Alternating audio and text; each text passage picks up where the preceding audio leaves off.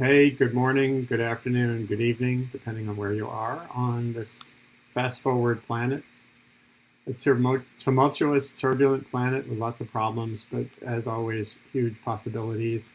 And our Sunday morning session of Sustain What, this webcast that I do, is all about arts and hearts. It's less about the stuff we talk about during the week, which is some of the more policy-oriented sessions we do on Mondays. In fact, on Monday, we're going to have Cady Coleman, who'll be with you momentarily here, on as well, an astronaut and educator. And hold on one second. Just have to fix one little thing. It's great to have a connection. Cady is actually, you can see her here, about 20 minutes away from my good friend, Karen Brooks, whose sister is visiting, and you'll hear from them in a minute. David Ross is getting set up. And I'm just going to add something to the screen here that I thought I had set up, but I kind of screwed up. So hold on one second. And good morning, all. Let's see, share screen. Sharing tips. There it is. And here we go. Oh, but did I do the one thing? You got to love StreamYard. I love StreamYard, but there's some details that I still have to figure out. Hold on one more second. I'll get this going the right way. Chrome tab, share audio. Here we go. Okay, so Cady is the first astronaut I've had on this show. She has been on the space station several times, I believe. Cady, can you unmute and say hi? Hi. How many missions did you do? 2 space shuttle missions, and then almost 6 months up on the space station. Amazing. It's such a unique and extraordinary perspective that a few hundred people have had of this planet. And we all have this Earthrise awareness now because of the space program, space programs, Japan, Europe, Russia, the US. But for those few people who've done this, it just must be an insanely indescribable experience. Well, I love the fact that we basically have better video, audio, and ways to get it up and down, and ways to share. And so I think, and also a little more permission lately to do that. Oh. Yeah. So then, but you also, and I know Don Pettit is an astronaut I've known, who's also, he plays the didgeridoo, and I know there's guitarists and stuff, but here you are. I want to say one take, okay? Because it always comes down to a deadline. I played the music twice, and that was one take for the flute. Ian Anderson and I would like to honor Yuri Gagarin for his brave journey 50 years ago. And we would like to celebrate the role that humans play in the exploration of our universe, past, present, and future, by sharing some music between Earth and space.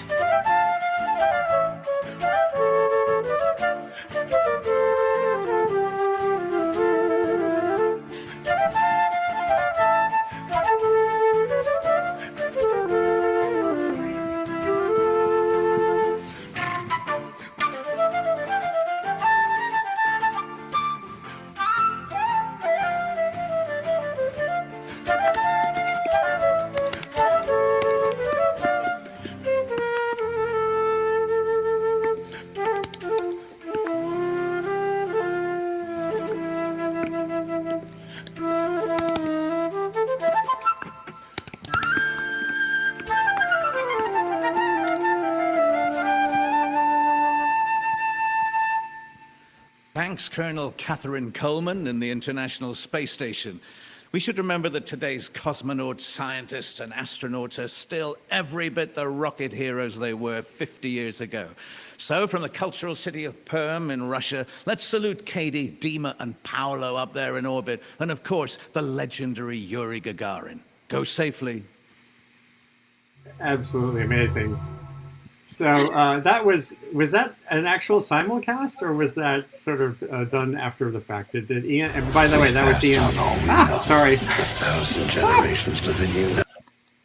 Very funny. I plead the fifth. I'll just say that it's actually possible to do simultaneously, where basically you have to have an agreement that either the people in space are following the video from the ground or the sound from the ground, or vice versa. And it's really easier if the people on Earth follow the person in space. But I didn't think it was quite appropriate for Ian Anderson to be following me. And of course, for those who maybe were born too late, that's Ian Anderson from Jethro Tull, which was a band that I got to see with one of my favorite bands, Steel Eye Span, when I was in college back in the 70s. Everyone else can unmute and say hi here now. So, Cady, we're going to show more of your astronautical adventures. That was so beautiful. What a treat to play with him. Too. He's a wonderful wonderful special guy who's fascinated with technology. He's been an environmentalist for I think his whole life, really, and gone through. He's really dedicated to different projects that occur to him that will help the Earth, and it's really been a wonderful, wonderful friendship. And I talk about it as like this collaboration where somebody has to be brave, like me, brave enough to say, "Hey, would you like to play with me? You don't know me. I might be like terrible." And he has to be open, and I think that's really the heart of collaboration, is having both those things present. That's so cool. Well, you proved yourself to be far from not terrible. You were terrific. You were terrific. And we're going to show a little bit more of your astronautical, your orbital activities. And obviously here you do have a Celtic kind of interest. I think I see. I think I saw you played with. Oh my God! That great band, Chieftains. The Chieftains. The Chieftains. Well, these things all happen through these coincidences, which are like you and I knowing each other, and now it turns out, your bandmate lives 20 minutes up the road from me. Seems like it's meant to be. But the son of the guy who's the head of the Chieftains, Paddy Maloney, he was an intern at NASA. And so part of just this, group of 18 people that were all just different little Celtic groups mixing and matching on a Friday night in a pub. And so I got to know him. And then when I had pretty short notice, like weeks of, yes, you can bring things up to the space station, I already knew them, and it was easiest to ask them. And I really loved, Celtic music. So that's how that happened. He's now actually a PhD nanoscientist. That's amazing. So I'm going to turn on the sound. You said this is a bit of a tour, right? Well, and so this we're up in the cupola. You can narrate it here a little bit. I think actually having the words on there is good. Can you do the audio too? Yeah, I can. Hold on. So I'm basically showing you what it's like up in the cupola. I can see too. Amazing. Can you hear it okay? And you can see that we are in a simply amazing place. And the cupola is a marvelous place because it has windows on all sides. And we can see the Earth. We're crossing the U.S. as we speak. Mind-blowing. And you can see it's just beautiful here. Kind of close quarters. You might also be able to see that. Now we're just in the middle of the country. Here's our newest supply ship, the HTV. Colin Espelin and I just berthed it today. And then I'll show you the view overhead, which is straight down at the Earth.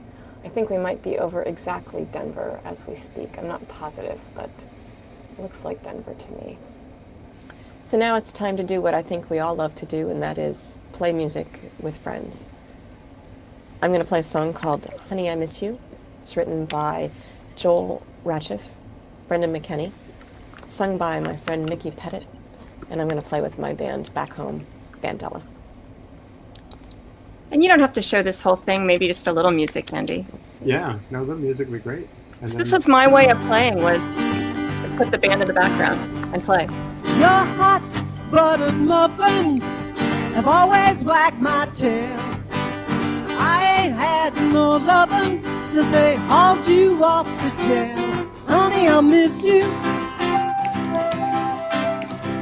Nothing's cooking and the bed is cold.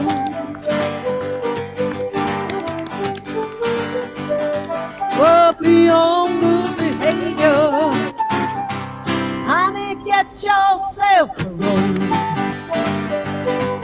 Mickey is the wife of Don Pettit. You're stubborn and hot-headed and always quick to fight. Don't give them any reason to keep you one more night. Honey, I miss you. Keep your cool, stay in control.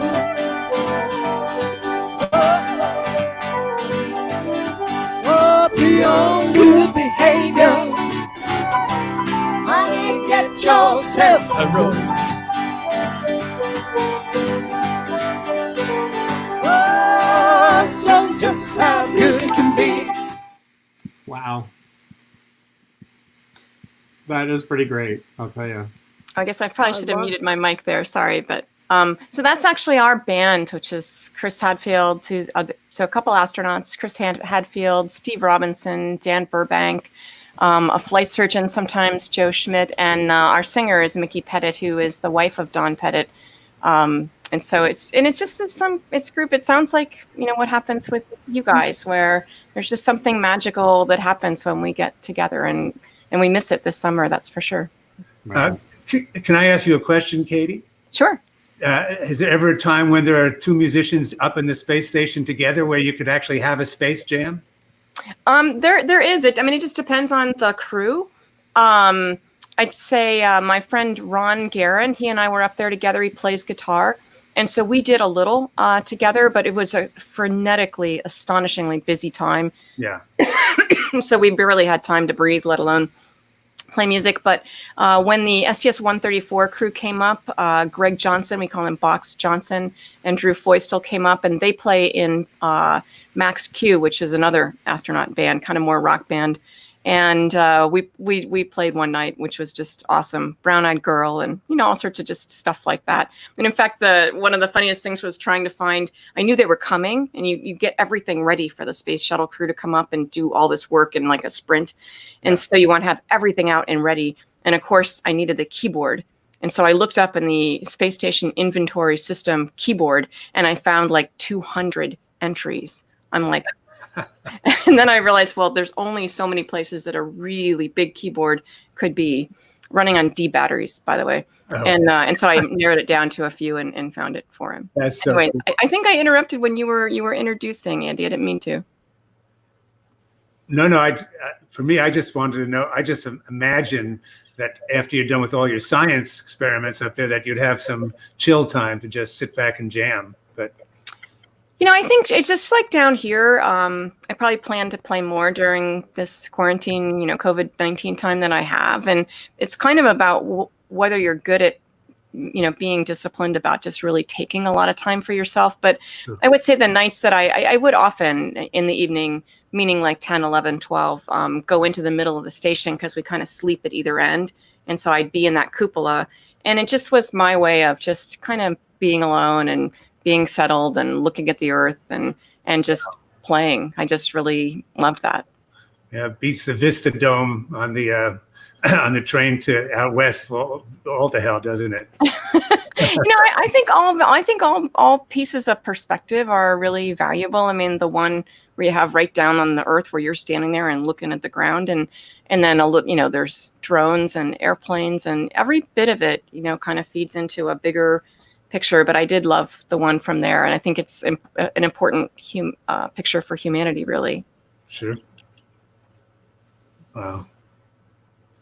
And that thing that you just saw was an introduction for the Dart Music Festival. If you look up Dart Music Festival in my name, you'd find it. And I'm always, you know, fascinated that, I mean, I think it's a really neat piece of video. It's got a tour of the space station at the beginning. That's a little. Oh, you're showing it. Yeah, I'll show it while wow. the sound off, just to get this feel again. And is the this physics, is late by at the night, way? and I said this is Oleg. Oleg and I are like the late night people, but this is real time, floating through with the camera. Here's the bathroom and the treadmill. The bathroom, see our outhouse with a little moon on the side there. That's the bathroom on the right. And here's our weightlifting machine. And then it says 2 CUP is cupola. And then it looks black up there because all the windows have covers. And then a typical thing, I'd say everything creative that you see coming from the space station is probably done after 10 o'clock at night. But being up there, and then it's actually really challenging camera conditions. It's really hard to have the Earth in the background, just like here when you're trying to have outside, and then still be reasonably lit. I brought 4 flutes up there. One was mine from the Powell Company, although the head joint, the first piece that you blow into, I brought their head joint and attached it to my flute. And that way, when I came back, I gave it back to them, and it lives in a little flute mobile that runs around the country, and even beginners can play the flute that went to space by playing into the mouthpiece there. And then I also brought an Irish flute for the chieftains, and a tin whistle for Paddy Maloney, the chieftains. That Irish flute there, it's an E-flat Irish flute. It's like a treasure of Ireland, and it's smaller, which was easier for me, and just the most wonderful, beautiful thing to play. It belongs to Matt Malloy. And then a little tin whistle. And then I brought Ian Anderson's flute of Jethro Tull. And I put them together when I got there, and they each lived in their own sort of cotton gym t-shirt of a different color. I mean, Ian's was blue for Britain. Of course, the Irish flute and whistle had to be in a green t-shirt. And then I think mine from the Powell Company was red. But I was actually literally afraid to take them apart up there, because maybe I would lose one of the pieces, perhaps forever, because when things float away, they float away. Amazing.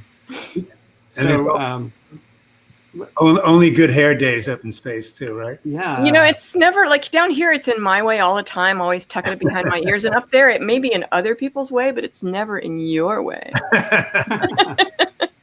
I love the scene that's coming now when you show that view. Do you remember the first time after you launched and got situated, the first time you were in orbit and saw that? I do, and it was on the space shuttle, and our space shuttle launch had delayed 7 times over 30 days. And after a little while, you just think, maybe this was really, it's always unbelievable to think a real person could launch into space. And so when we finally did, and we, looked out the windows after the payload bay doors were open, it was just astonishing to realize, we are here. Like this view right here where you see the curve of the Earth. This is where you really feel like you are in a spaceship orbiting a very special place. And in fact, one of the most special times for me in space was launching in the Russian Soyuz. That's like a tiny smart car compared to the shuttle. And back when I was going in 2010, 2011, we actually would spend about a day and a half, almost 2 days, by ourselves in that little smart car, orbiting the Earth, getting all ready, all set to dock with the space station. And so getting to spend that time orbiting the Earth, it's like the Mercury and the Gemini and the Apollo guys, where it's just you alone and not just some big spaceship. It was really time that I treasure. And now that we understand how to do that, docking happens within just a few hours. Yeah. Wow. So you're learning as you're doing this too, that's part of the fact that this is all an exploration still. Anyone who thinks space is boring, it's true, has a lot to learn. Well, and just bringing different people up there, the point of view that they have. And, we mentioned Don Pettit, and out of this cupola, which is, the cupola is literally a ring of windows with then a big window on the top there. Or you could think of that as on the bottom, depending on which way you are looking or feeling. And that was a revolutionary step for us in space, to have that kind of set of windows where everything before had been kind of a portal. And so then, we have to, if you're looking for Hawaii, you have to look at exactly the right time and place to be seeing it sort of go by, and getting your camera in there is hard. And so to be able to really see something coming from that's home from far away, and then, be right under it and spin around and see it going in the distance, it's a way of being humanly present. And yet it's a very complicated feature to engineer into a space station. For sure. And you're also, people forget, every astronaut isn't just like a pilot. That's the other thing. You had skills and training. What's your what was historically your background in engineering and other disciplines? I'm a polymer chemist, and very much on the chemistry side of sort of, making new molecules, and because of the way they're different, it gives them the different qualities. Like I actually came from an Air Force background. I was ROTC, and so they were generous enough to put me through school. And then I went on to get my graduate degree and then work in the Air Force as a chemist and later on be assigned to NASA. But the work that I was doing was literally building like bigger and better Kevlars. And so that kind of material science, which I think is why I like cooking, because it's, you can put the same ingredients like fudge. You could put the same ingredients together and end up with a soupy mess, beautiful fudge, or rocks that will break your teeth. And it's all the same ingredients. So I like that kind of thing. And I think just being, I want to just point out the supply ship that you're probably seeing right now.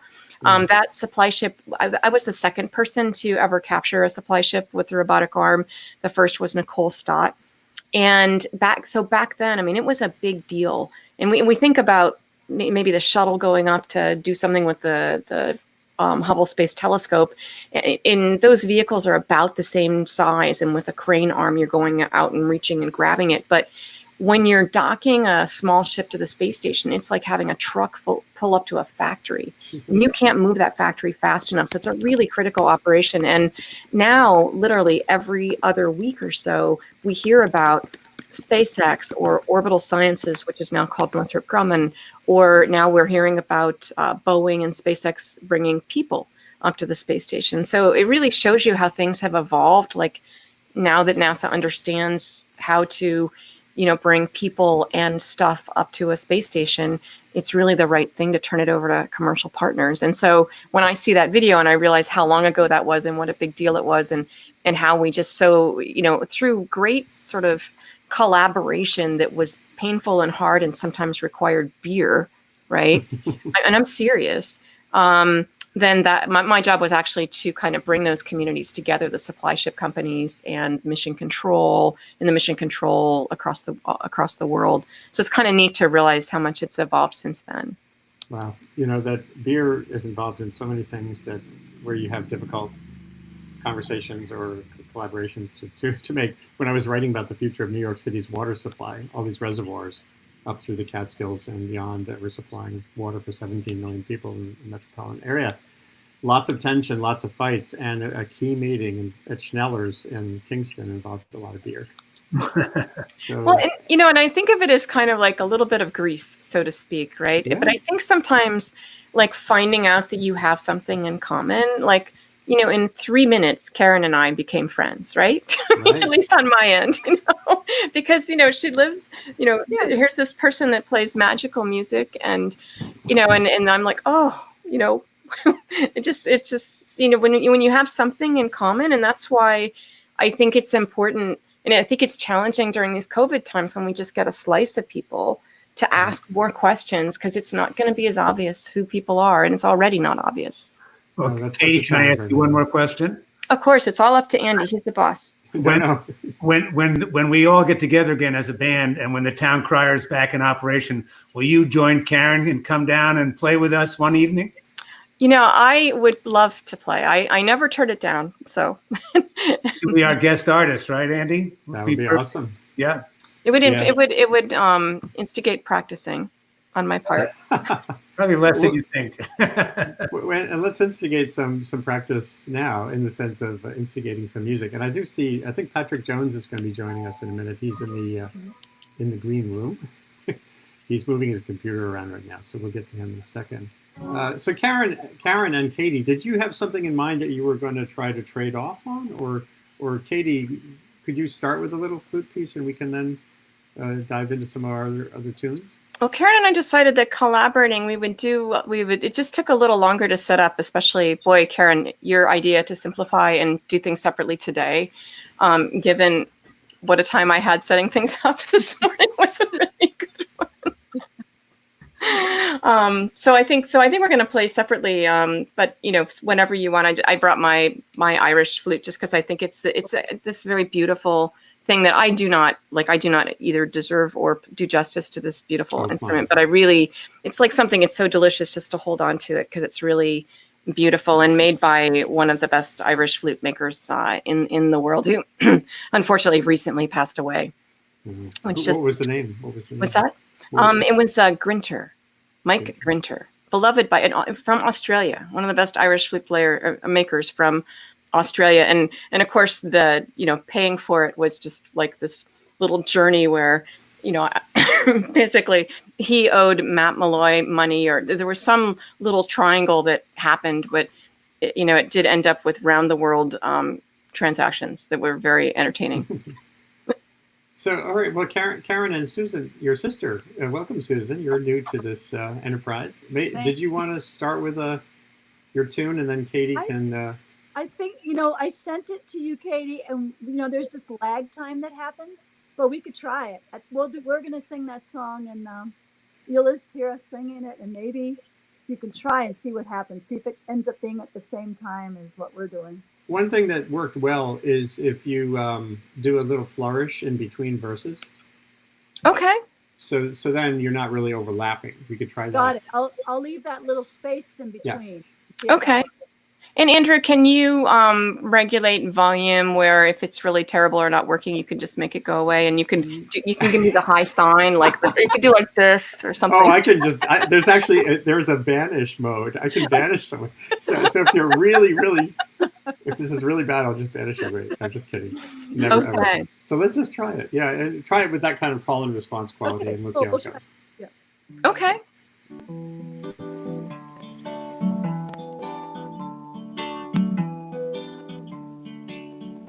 Did you ever ride on a motorcycle out on the wind with your hair flying loose? Did you ever ride with the sun on your shoulder out on the mesa with all your goals?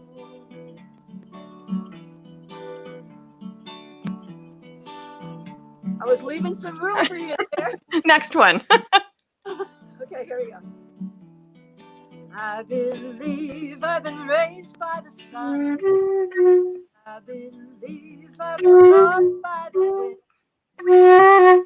Their secrets while my wheels were spinning. I'm gonna ride until they call me in.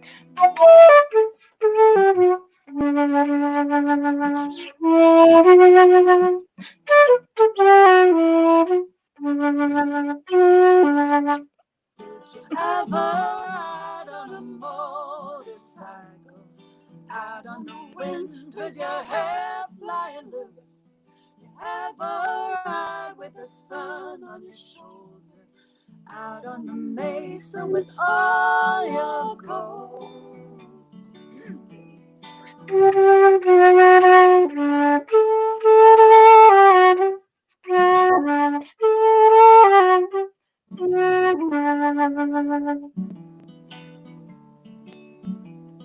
Sometimes I ride to the top of the mountain, up where the eagle sits high in a nest, watches the sunset explodes like a fountain, warmed by the rocks as I take my rest.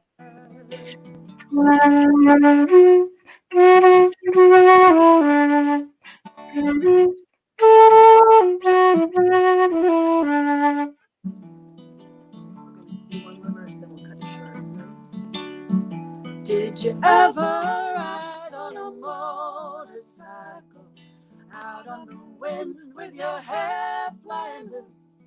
Did you ever ride with the sun on your shoulder out on the mesa with all your goals?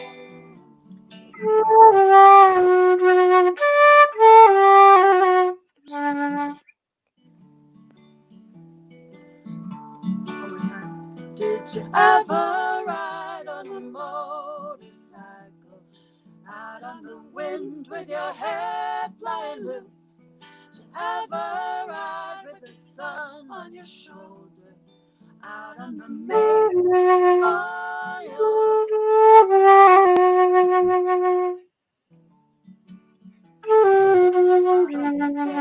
With all your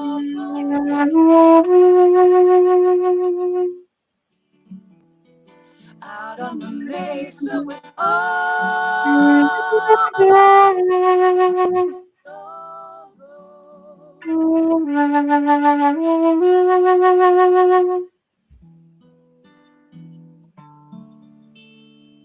Nice.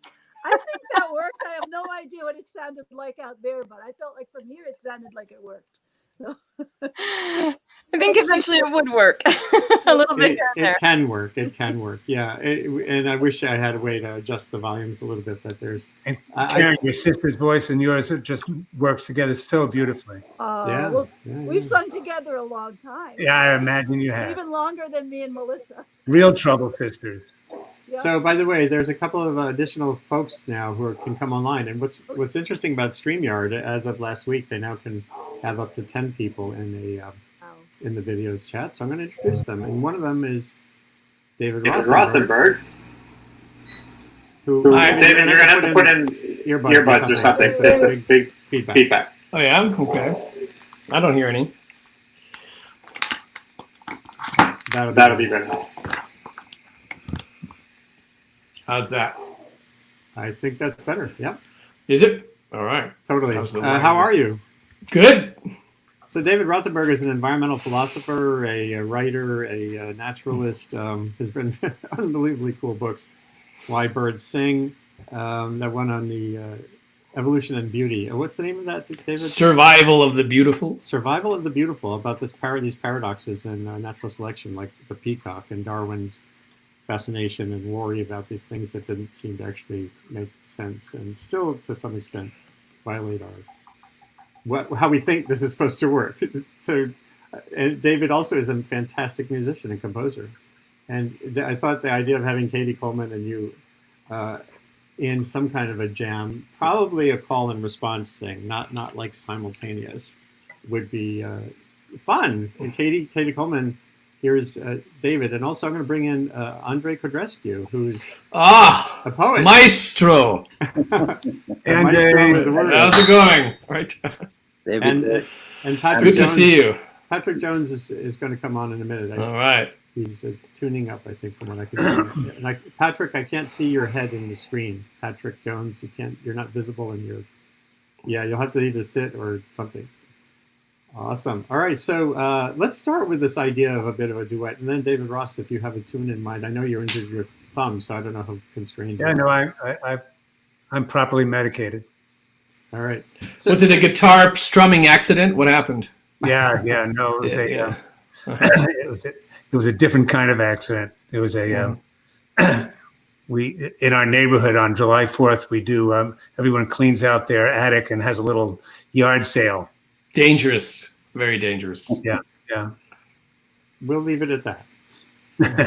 So David Rothenberg, is there a melody or a tune or anything you've been doing with nightingales that you could offer and have? I'm more interested in what is it like to play the flute in outer space. I mean, that's I know that's incredible. I was going to ask that question about the physics. Right. So Cady, is there anything about the physics that's different? You know, there is a little bit. I mean, with any of the flutes, where you basically hold the flute in 1G, you know, where it's anchored here and it's anchored like here, and it's anchored, you know, maybe on this thumb. So it's like 3 points of keeping it in one place, right? And up in space, it's kind of you don't have gravity. So gravity is actually point number 4, and then we don't have it. And so I think if you were an amazing professional musician, you would really have to figure out how to compensate for this, because it does kind of sort of roll around because it doesn't rest, so to speak. Does it make every flute feel like those super expensive flutes that feel like nothing in your hand, like their balance is so perfect? Like I remember trying one once. It felt like it was weightless. Because they're so beautiful. Yeah. You know, I didn't think about that, and I was actually I bought this flute right before I left, and I was actually just so in love with it. You know, when you have a new flute, and I just had, and everybody in my band was like, "Cady, you should have done that years ago." You know? But it's so I just was so delighted to play it at all, and I don't know. I think any instrument up there, it's just kind of a magical place to play, because I think that everything you do that is sort of like different, I felt like a pioneer. Are you the only person to have ever done this? play a flute in No. space. Actually, no, and I certainly won't be the last. But Ellen Ochoa is an astronaut who was at NASA before me, and so we are often, because we are both brunette and we both play the flute and we're astronauts, we're pretty much considered to be interchangeable. I myself, so Ellen was honored as, I think, in the Irish American magazine one time. There was a picture of Ellen. When each of us retired from NASA, they featured pictures of the other astronaut. Right? So we constantly send each other these very funny things. Anyways. So I'm just showing a little bit more of that weird zero-G phenomenon. And you're playing an Irish flute? That's going to confuse them even more. Well, and I thought I would learn the Irish flute. I carried it around the world as I trained in the year ahead of the flight, thinking I would learn. And then that, of course, didn't quite happen. And then I thought I would learn it in my spare time up on the space station, which didn't quite happen either. And I just said, could you send me a couple things to play, and music that goes along with it so I can sort of play along? Because I figured out that that's really how I play, is to listen to others and play things that work in between. And solo is not exactly my thing that I've always done. And that's actually how, I thought I would practice up there. And then I realized, not why practice, because it does help. But my way of practicing was really just to put on music from our band, like I'm doing here, and play along with it, which was, it just made me feel great. And we did have one conference where we have medical conferences like every week, I think, maybe every 2 weeks with the doctors. But they like to keep us entertained, and so they often bring in favorite guests or something. And so they brought in the band, and we got to play together for an hour. Nice. And it was just and you have to, the way you do that is that somebody has to turn off the sound and not listen to the others. And so I could hear them, but they couldn't hear me, if that makes sense. It's just like this. It's like we're in space in different. But right at the end of the conference, we were almost done. We had a big alarm that rang on the space station, and you just dropped everything, and it was a big alarm. Everything, you fly down the station, you go to the main computer, and everybody figures out what we're going to do. And it turns out to be a false alarm, but it was time to go back to work. So I went back to work, and then that night I went to go play my flute, and I thought, what did I do with it? Where could it be? And I realized that I just let it go, and went about, and so I basically had to run around the space station and find my flute. But there are some places that we know that the airflow goes and holds things, and there was my flute on a vent like this, kind of. Wow. So let's try a little flute on Earth and clarinet on Earth. I want to play this really spacey flute instead. This overtone flute. Yeah. It has no holes. I've heard you play that. It has no hole. It just plays the natural overtones, Really? like out there in space. Like of course there was a famous overtone singing record called "Hearing Solar Winds." I don't know why, but I wish you had one of these in space. It would have been kind of fun. I don't know how it goes to play with more tonal scales, but I'm sure you can come up with something.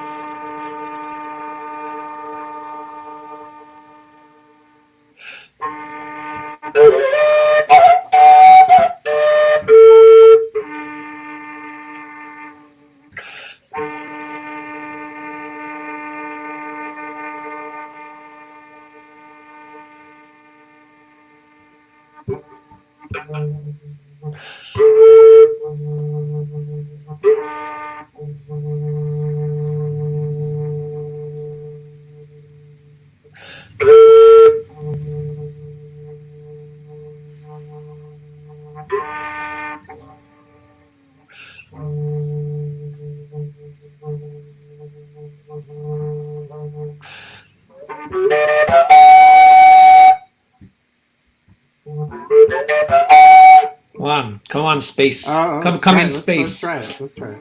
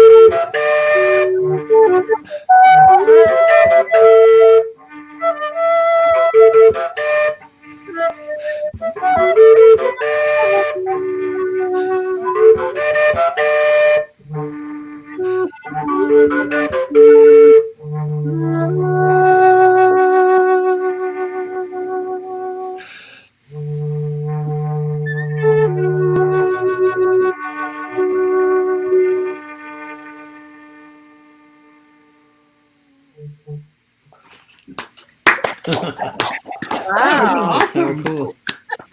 I think you're gonna like flip upside down, and like twirl in space. David, you really should have been an astronaut. You really. That was beautiful. Wow, that's a neat thing. You make it, you bring it to life. It's not easy to get that to work through the internet interface, but that totally jammed. That totally. Yeah, it's working pretty well. This technology claims that it's improved itself over the last few weeks. I got some message saying we're better now. I don't know if it is, but yeah, there's some of those like difference tones. Yeah. It's working. Definitely working. Wow. Well, someone has to bring one of those up into the. Maybe it'll change. Maybe it'll change the way we make music. I think it's already happening. Yeah. That the things that don't depend exactly on timing and. Yeah, exactly. Yeah, different kinds of. Thanks for thinking of that. That sounded really fun. Yeah. So have you written a book about playing the flute in space? I think I would like to read that. I don't know if it would make up a whole book. Totally could. We'll talk later. Although what you could do is it would be an interesting, just a little audio tutorial, report on it, taking some of those clips from earlier. Talking with a physicist about the fluid and someone like David about innovation. That's really cool. So David Rothenberg, what else do you have on tap? Are you just so everyone knows, David has been doing live so many weird sessions with Berlin. He's been doing duets with nightingales in Berlin, among other things. Right. So. I'm just pulling out some weird instruments here. This one is like half duduk, half clarinet. Because a duduk, as you might know, has a big, difficult reed like this. It's huge. It's very hard to play. And so if you can put a clarinet mouthpiece on it, you can fake it. I must say I've never heard of a duduk before. You have. It's a famous movie soundtrack instrument. Okay. It's always played when an emotional moment. You're in the desert crossing the Sahara or something, or maybe in a sort of Andrei Codrescu biopic when he's like finding his identity, Diary of a Mad Genius or something, and then the duduk comes in when the idea is like, this is a fake duduk, like here or something like.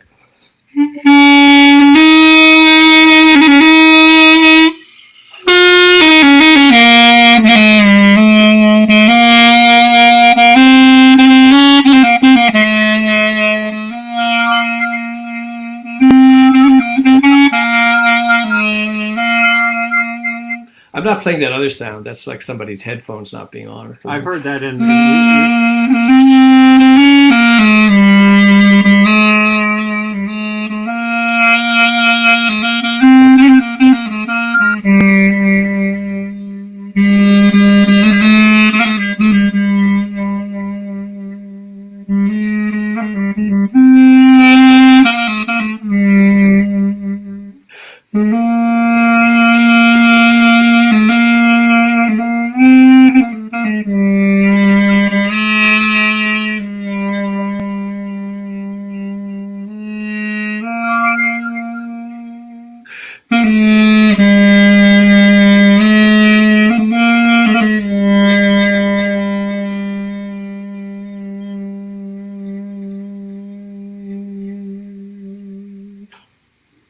So everybody needs one of these. You just have it next to you. How do you spell Duduk? D-U-D-U-K. That's been in all these, all the post 9/11 thrillers involving it's someone doing something nasty and dastardly in the Middle East. And there's like 2 or 3 people who play it on all the movie soundtracks. They just, and now they're sitting at home in their studios and just playing, I'm sure. Yeah, well, hopefully the soundtrack for where we're at with the pandemic will have some inspiring tones to it going forward. We're sort of at that point where I try to use these Sunday sessions as a way to take us away momentarily from the challenges of grappling with the scope of what's in front of us and what's come so far. David Ross, do you have a song to contribute? Yeah, I do. Thinking the same way, but by the way, Rothenberg always has brilliant ideas, and the Andrei Codrescu biopic. I would wait to see that in a theater even. And actually, there already is a great Andrei Codrescu movie called Road Scholar about him learning to drive a car. Yeah. Which is like a classic, which everybody should see. I don't know if it's when Andre online. and I first met, we drove cross country together from San Francisco to West Branch, Iowa, in a state that neither of us can remember. That's amazing. I'm gonna play a Dylan song because it's what I was thinking about this week for the theme, and that is "Shelter from the Storm." Great one.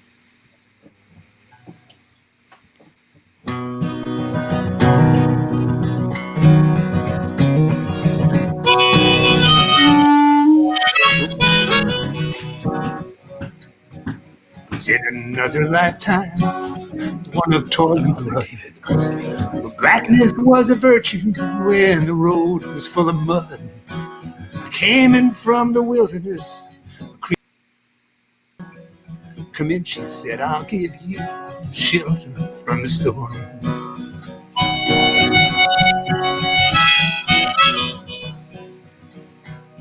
If I pass this way again, you can rest assured I always do my best for her, and that I give my word. In a world of steel-eyed death, and men are fighting to be warm. Come in, she said, I'll give you shelter from the storm.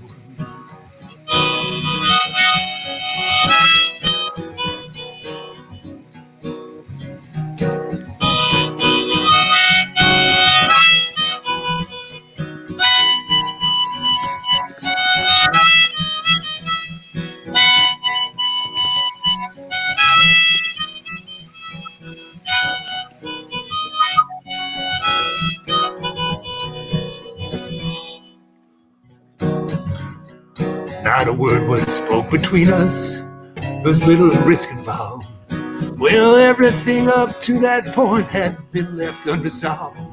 Try imagining a place where it's always safe and warm. Come in, she said, I'll give you shelter from the storm.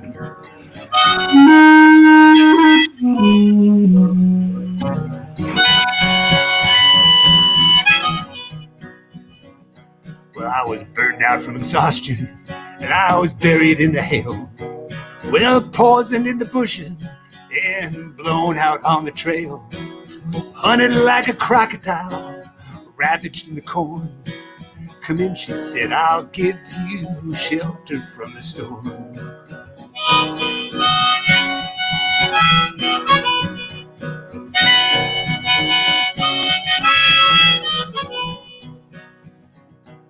Well, suddenly I turned around and she was standing there with silver bracelets on her wrists and flowers in her hair. She walked up to me so gracefully and took my crown of thorns. Come in, she said, I'll give you shelter from the storm.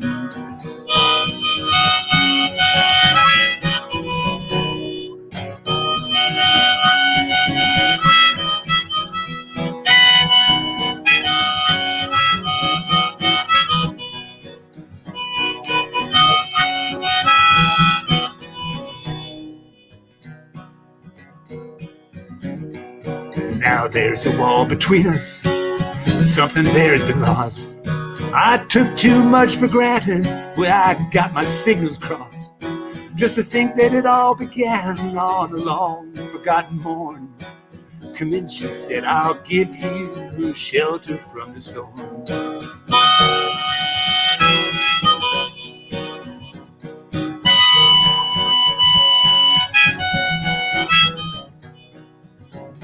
Well, the deputy walks on hard nails, and the preacher rides him out. But nothing really matters, it's doom alone that counts. And the one-eyed undertaker, he blows a feudal horn. Come in, she said, I'll give you shelter from the storm.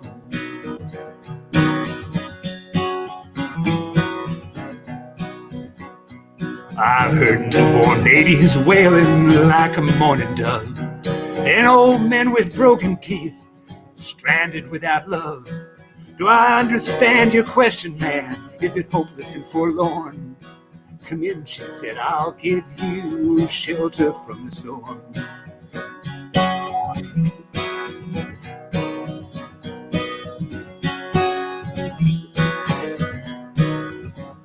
Well, in a little hilltop village, they gambled for my clothes. I bargained for salvation, then she gave me a lethal dose. I offered up my innocence and got repaid with storm. Come in, she said, I'll give you shelter from the storm.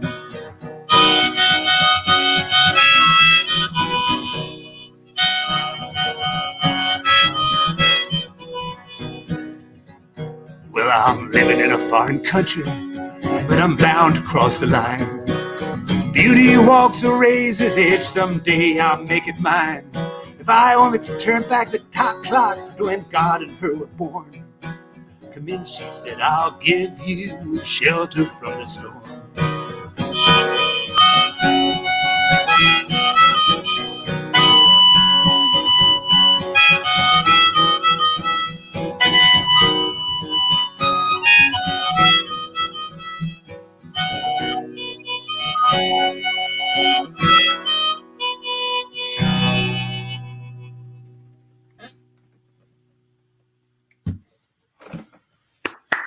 Nice, David. Beautiful. Beautiful. Thank you, Karen. You're beautiful. Gorgeous. That was very nice and very apt. David Grinspoon did a version of that song here a few weeks back. He's our astrobiologist in residence, and he gave it a different vibe, more of a Caribbean vibe. It was kind of cool. Now we have some more. I just want to say hi, and before we say bye to some of our early guests, and we have hey, Claudia. On StreamYard now we do have the capacity to have 10 people on screen. That can get cacophonous, so. But it's great for us to be able to all interact. We've been limited until now to having like 6 windows open. 10-piece band. Yeah. So Cady Coleman, it's been great to have you here. And Karen and Cady and Susan. It would be great, Karen and Cady, to have you in the same window one of these weeks. And by the way, everyone should know that Monday, tomorrow afternoon at 4 p.m. Cady's coming back on in a different context as an educator on a program we're going to do on connecting this project, connecting students in Iowa and Massachusetts, people at NASA, and the rest of us with the issues in the Amazon rainforest that are happening as deforestation is affecting the Yanomami tribe and others there. There was this incredible experiment, innovation with Reuters, journalists, students, and NASA data that we're going to talk about tomorrow, Monday at 4 p.m. So Cady will be back, which I'm really excited about. It's been great to have you here. I'm looking forward to that. I mean, partly because it's so applicable literally everywhere. I mean, it's this group of people that are figuring out how to use AI to find very quickly the right images at the right time to provide context to situations. And it lends itself to, well, Andy would have a better perspective, but great journalism, but also to education where kids feel like they can have some ownership and say, I'm wondering about this problem here on Earth. Absolutely. And then find the photos to show what's happening. So it's really so applicable in so many places. I'll just thanks show for people having me here today. I really appreciate it. Oh, that's neat. Before we go, I want you to just describe what you're talking about, because this Reuters package. There's just astounding. So some of the image analysis was done through Earthrise.education that went into this big reporting piece on gold mining impacts on the Yanomami in the Amazon. And it's an extraordinary piece of collaborative journalism where the collaborators include students. I just think I couldn't resist doing a session on this tomorrow. So like you see, like as these things scroll by, like the gray things just went with that gray title, and then there'll be a title that goes with the now darker color there. And so it's showing kind of graphically summations of these images.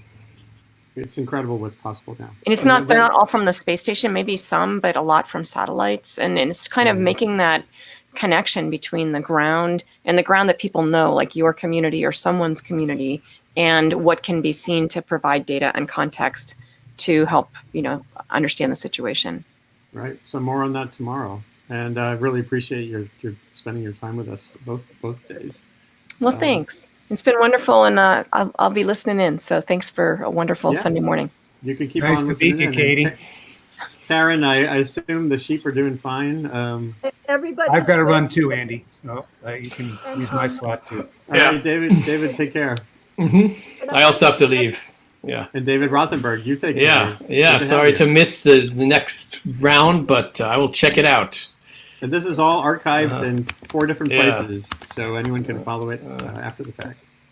Andy, I just want to say that I believe next Sunday morning we will have all 3 Trouble Sisters as well as David and Kay here. So we'll see. That's if we can fantastic. Do yeah, and I hope, of course, would love it if you were here, but the internet's not good enough for your show. Yeah, that's probably true. Another time, though, I hope.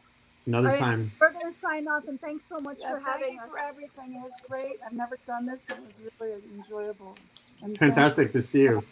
And Kate, looking forward to playing with you. I'm really looking. Me too. Thanks very much, all of you, and I look forward to spending more time together.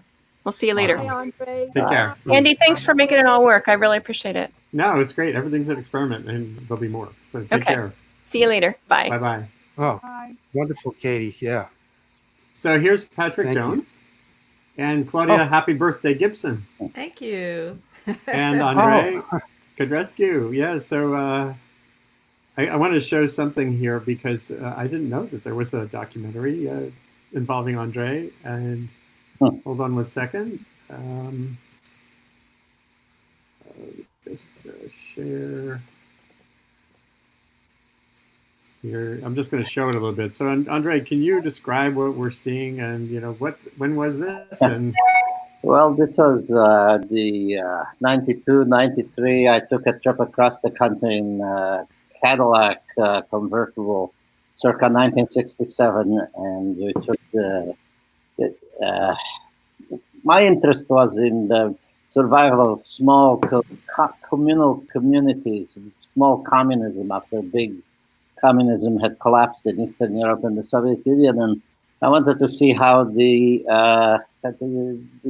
communal experiments worked. And so I visited the Bruderhof in upstate New York, or a communist Christian commune, and others in New Mexico, and the biosphere, and all sorts of things going on then that seem to be either futuristic or collective in some way.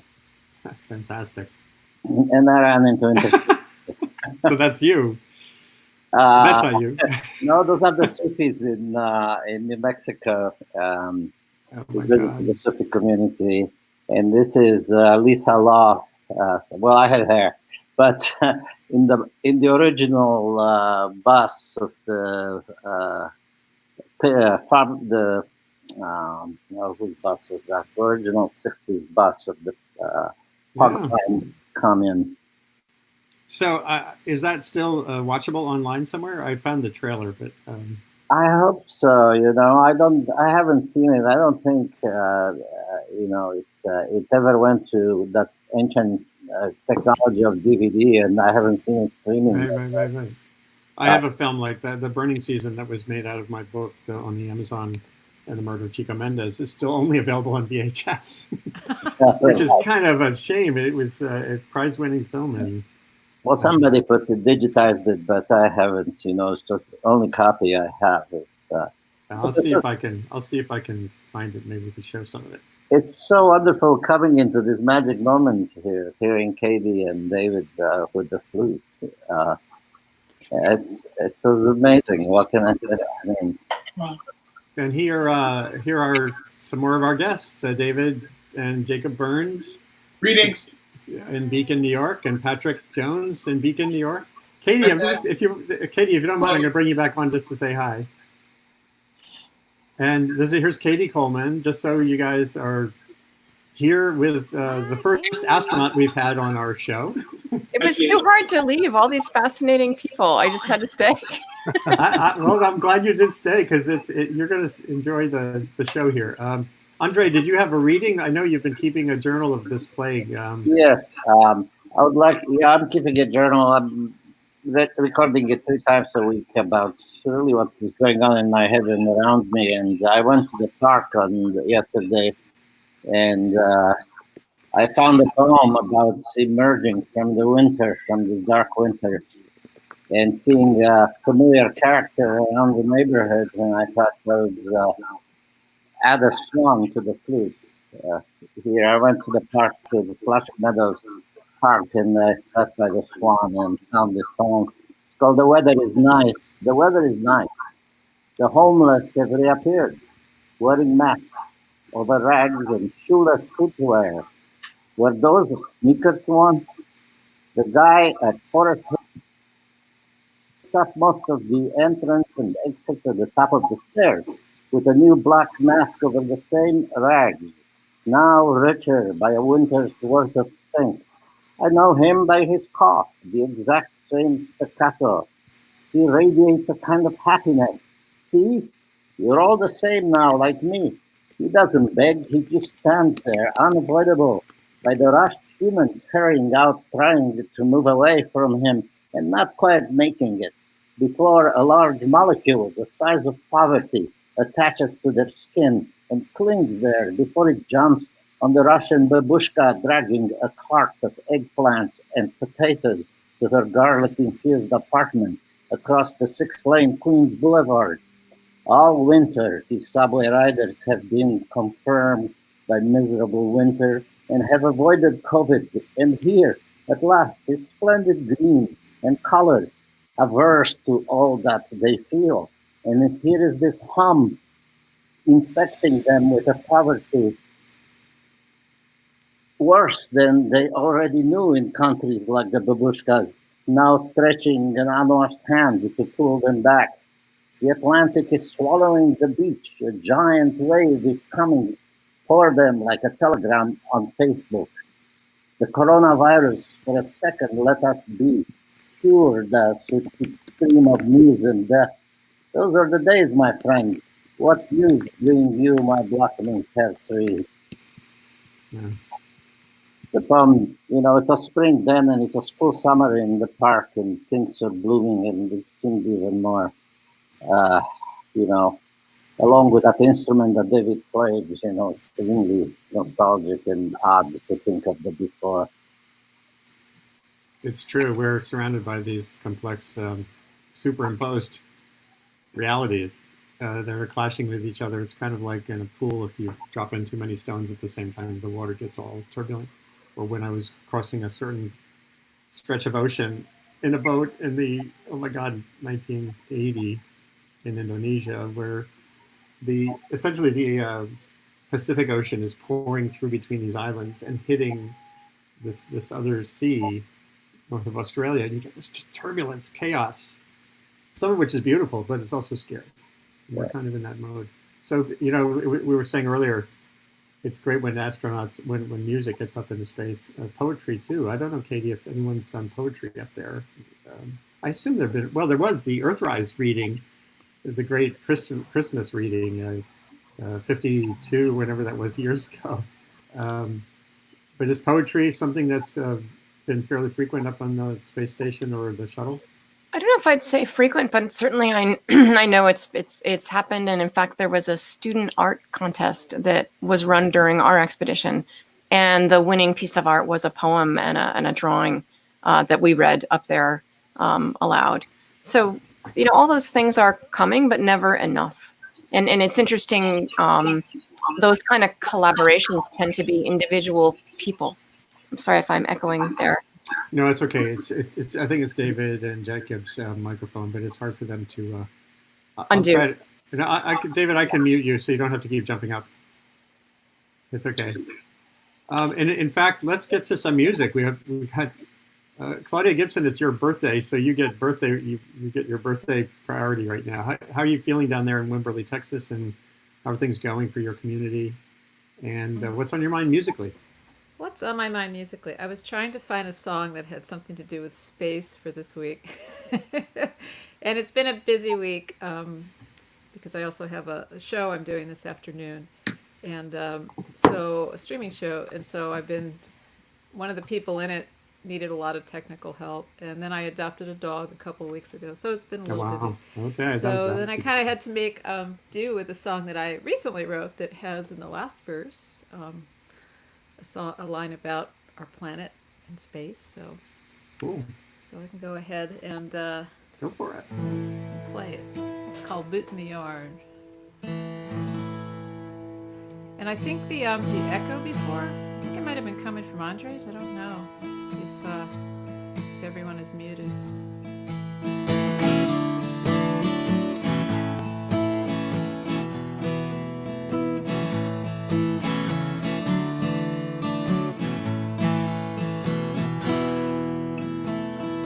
There's a boot in the yard.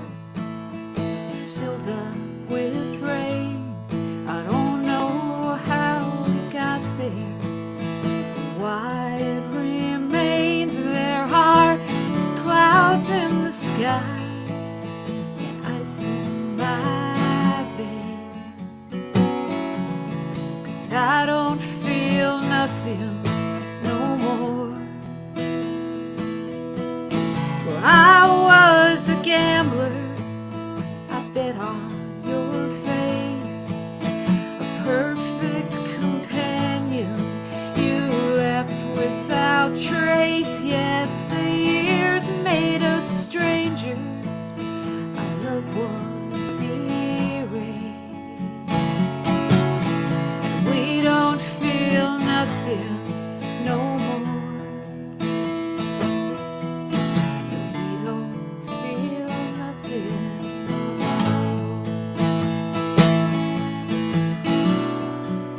But when I'm waking from dreams by the night wind,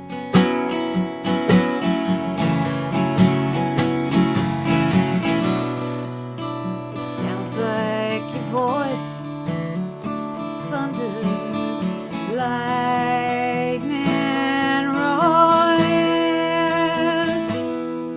Yes, time keeps on marching. We take what it brings. There's gold and there's garbage.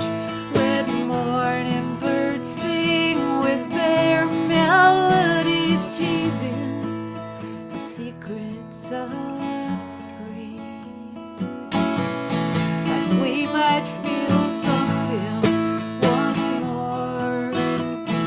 Well, our home is a planet that hurtles through space, while a boot in the yard is in need of a lace, like we need understanding, a warm and safe place, so we can feel something once more, so we can feel something once more.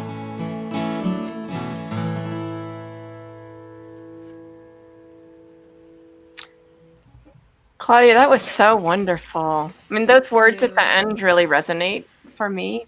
You know, looking back and I think of looking at the earth and knowing that, like, basically everybody that exists is down there. And that, you know, if they only knew that each other was there, if we could only connect them all, then we could solve, like, anything. And I think the words in that song, you know, all we need is a warm and safe place. It's really beautiful. Thank you. And I think I wrote this after I was watching the SpaceX, because we were like, I said in that private chat, yeah, we're really into that in my house. Maybe because it reminds me of being a little kid and, you know, being herded into the assembly and watching the Apollo liftoffs. But But yeah, I was really struck with that there's so much. It must be really strange for the astronauts up there to look down and all the current stuff that's going on, with all the conflict and disease and everything, and just to look down and know, like, this is what we have. This is all we have.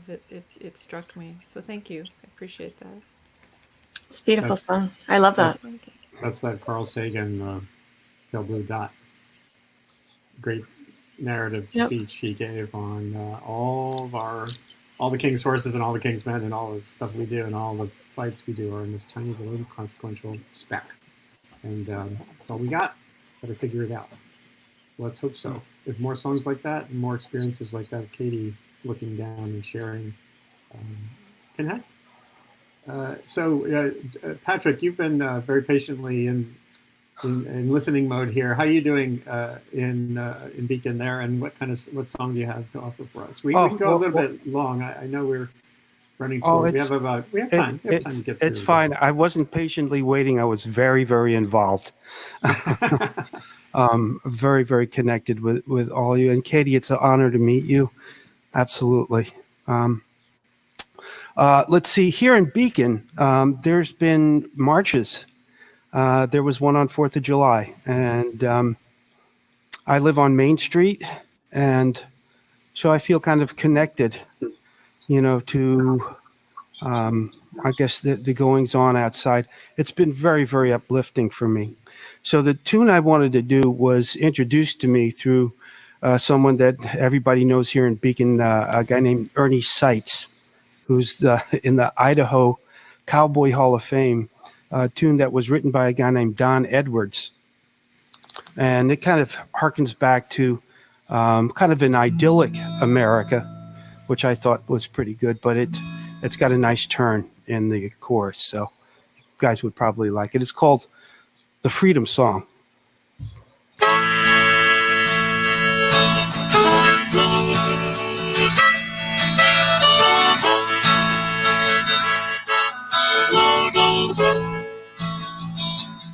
Johnny was a Cherokee cowboy, long braids hanging from his hat.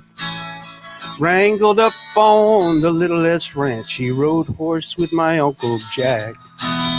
Sat like a shadow in the saddle, he wrote poetry with his rope. Had a light hand on the horses and a smile for his little folk. Johnny and a Jack come a-calling, took my brother and my sister and I to the Hale County picnic, '07 on the 4th of July. They had a big tent, a little brass band, box lunches on the lawn. When they raised Old Glory to the top of the flag, we all sang the freedom song. Oh, say, can't you see, Johnny, why aren't you singing? Say, can't you see, Johnny, is there something wrong? Say, can't you see, Johnny, where are you going? Johnny, why don't you stay and help us sing the freedom song? Well, the men all took their hats off. They hollered and they whooped it up. Johnny just stood there silent with a hurt and angry look. Then his face grew soft and he knelt right down and he looked plumb worn out. When I asked him, he said, "Little partner, it's not my freedom that they're singing about." Oh, say, can't you see, Johnny, why aren't you singing? Say, can't you see, Johnny, is there something wrong? Say, can't you see, Johnny, where are you going? Johnny, why don't you stay and help us sing the freedom song? Well, he mounted his horse in a couple of strides. He mounted and he rode away, disappeared across the land of the free, across the plains of the home of the brave. And since that time, I sung the freedom song 1,000 times or more. But every time I sing the freedom song, I wonder whose freedom that we're singing for. Oh, say, can't you see, Johnny, where are you going? Say, can't you see, Johnny, is there something wrong? Say, can't you see, Johnny, where are you going? Johnny, why don't you stay and help us sing the freedom song? Johnny was a Cherokee cowboy, long braids hanging from his hair.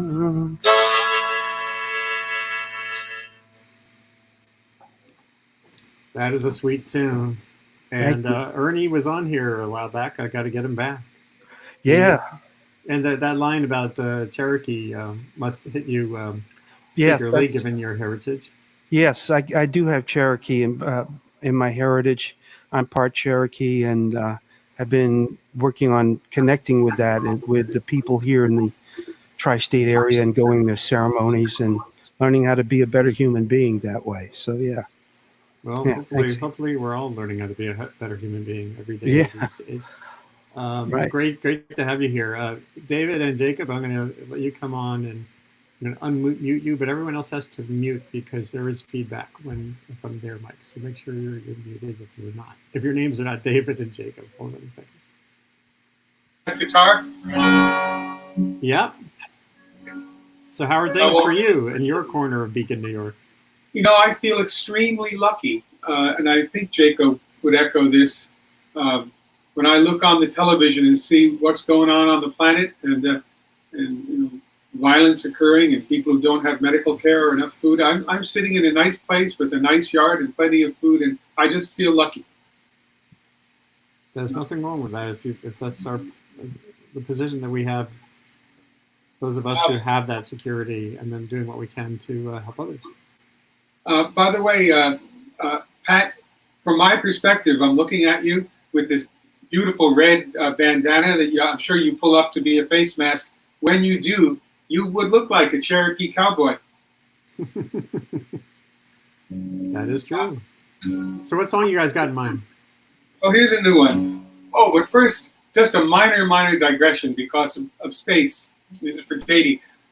When I was growing up, and I'm 61, so we're talking a long time ago, my parents had this little record called Space Songs by a folk singer named Tom Glazer, Glazer, and they were, I don't know if you're familiar with it, but if not, look it up. It's the best stuff, and it's scientific. They got songs like "The shooting star is not a star, is not a star at all. The shooting star is a meteor that's heading for a fall. The shooting star is not a star, why does it shine so bright? The fiction as it falls through air produces heat and light," and things like that. It's all very scientific, but it's great stuff. Oh, it's fantastic. Yeah, I'm looking. That's totally awesome. Anyway, here's a new song.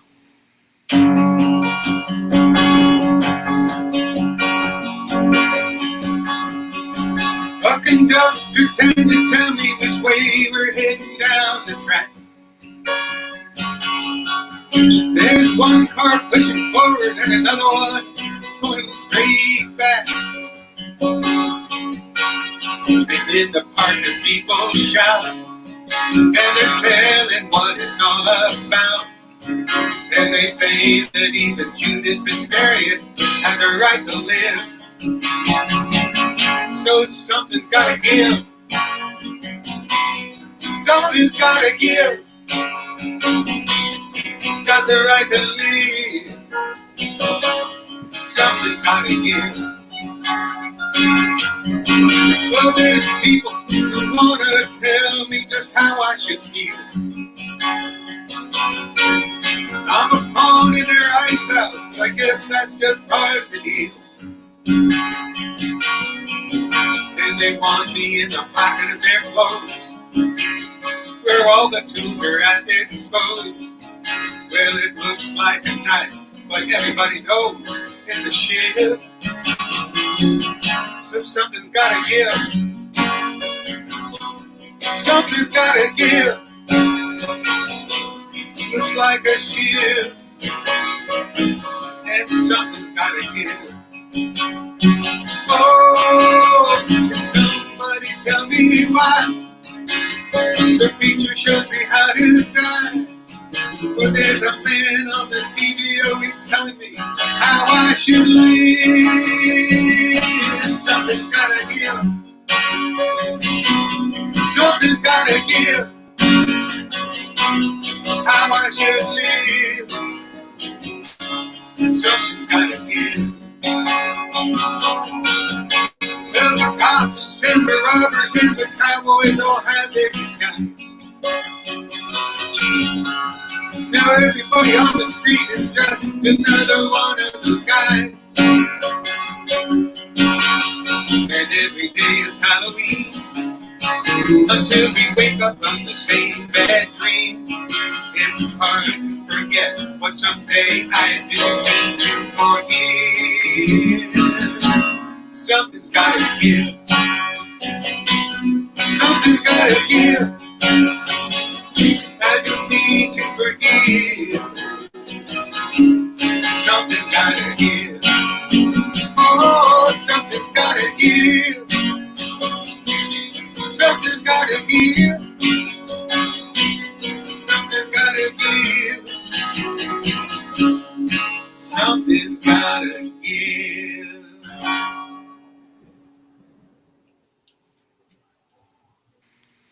Fantastic. Ah, It's great that new songs are emerging. I have to carve some time to write some new tunes, man. you guys are amazing. You're like Beautiful. a song factory. They are. I mean, And- every week there's something new, and it's wonderful. It's why I came to Beacon, for people like you. It's wonderful, David and Jake. Thanks. Thank you. So in Wimberley, before you go and have to work and prepare for your next show and stuff, Claudia, what other song would you like to share with us? Oh, I was just so enjoying everything that I didn't really think about it. But yeah, I'll play something. I think I'll play another one of my songs. Yeah, and if you're around this afternoon on Facebook, you can check out my music, Claudia Gibson music page. I have a couple guests, a lovely songwriter from Ireland, Siobhan O'Brien, and then my friend Patty Dixon from Texas. And they're wonderful. We should have them on here sometime. They're great music. Let's yeah. do it. I'm going to play a song that's off my last EP, and it's called Tonight.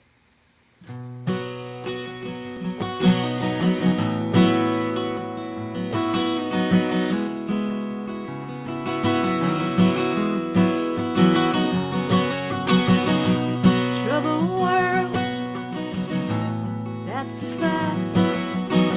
Tyrants and fools are both getting second acts. Kids dying young on a mission to get high. Leave scores of broken hearts too soon to goodbye. And I wonder, when do the grown-ups show?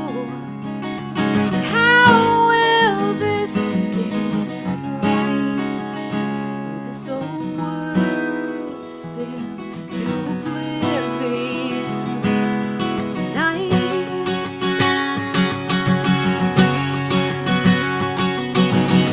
Some other time I might have gone, packed up my bags, hopped the train and moved on. But here I stand, too obstinate to leave. Yeah, love needs work, but sometimes a reprieve. And I wonder, when does it get easier? How will we survive? Will we find that thread of love again tonight?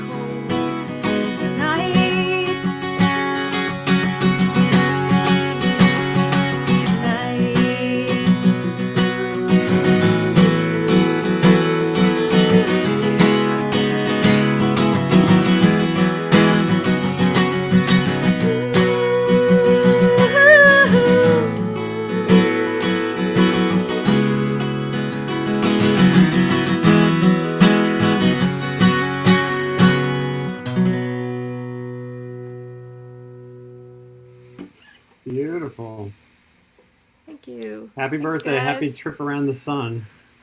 Another one. Yeah. Yeah. It's kind of frightening. Yeah, well. The numbers pile up, yeah. I know. Claudia, is your is birthday today? Is it today? Yeah, 5th Oh, of July wow. is my birthday.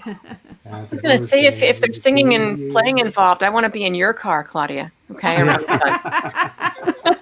Well, thank you. Yeah, not well. I write songs in the car, but yeah, that's cool. There is one other voice I want to bring in here.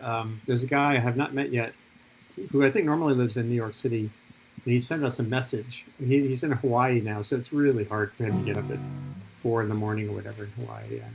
Yeah. He heard Reggie Harris's recent extraordinary contribution here, and because of that, he sent a little video clip. And let me just get it set up here. Hold on 1 second. And go to Chrome, share audio, click the link, and here we go. Hopefully this will work. So here's Yasha Hoffman from Hawaii offering a little greeting. And hopefully, let me know, those who are listening, give a thumbs up if you hear it. Hey, Andy. Thank you for inviting me here. I've been quarantining on the island of Hawaii for the last few months, which has been really beautiful, comforting to be surrounded by so much wilderness and nature. You get the sense that it's gonna go on with us or without us. And you know, one thing that is pretty hard to come by in quarantine is that feeling that you get when you're surrounded and enveloped by human voices. That feeling that I used to get all the time when I would teach and sing in groups, and I've been missing it a lot. So when you sent that beautiful song by Reggie Harris from a few weeks ago, it sparked something in me, and here it is. Well, this jumped out at me 2 weeks ago. We will not rest till the storm is over. We will not lay this burden down. We will keep each other strong. We will love and carry on till we stand all together on solid ground. We will not rest till the storm is over. Hey, we will not lay this burden down. We will keep each other strong. We will love and carry on till we stand all together on solid ground. It's been a long, hard journey on a winding road. So many have gone before us. They carried a heavy load, but they went there singing as they made their way. And it's in their footsteps we follow as we work today. We will not rest till the story's over. We will not lay this burden down. We will keep each other strong. We will love and carry on till we stand all together on solid ground. I know that you're weary. We all feel the pain. The actions of the world will try us all again, but I know there's a better day, and it's coming our way. That's why we're raising our voices as we work today. We will not rest till the story's over. We will not lay our burden down. We will keep each other strong. We will love and carry on. Stand all together on solid ground. All around us there's hatred. All around us there's fear. Violence touches our lives, and the message is clear. We mourn our martyrs. In our hearts they'll stay. Then we'll sing, we shall overcome, and go on our way. We will not rest till the story's over. We will not lay our burden down. We will keep each other strong. We will love and carry on till we stand all together on solid ground till we stand all together on solid ground.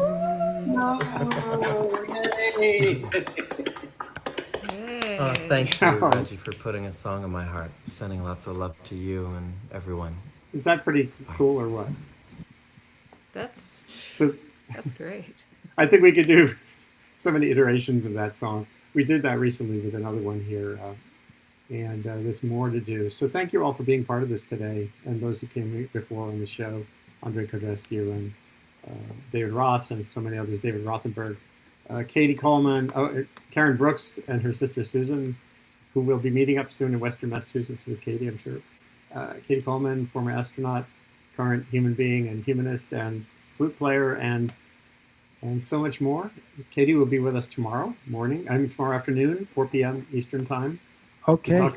To talk about a great innovation in meshing students with NASA data with journalism related to the future of the Amazon.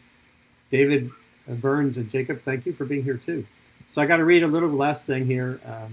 Sustain What, which this is a global online conversation identifying solutions to the complicated, shape-shifting, and epic challenges of humanity's great acceleration, which scientists identified a few years ago, and we all know has been happening. Zoom mode is us. And now we're in a great pause, which is challenging us like nothing before.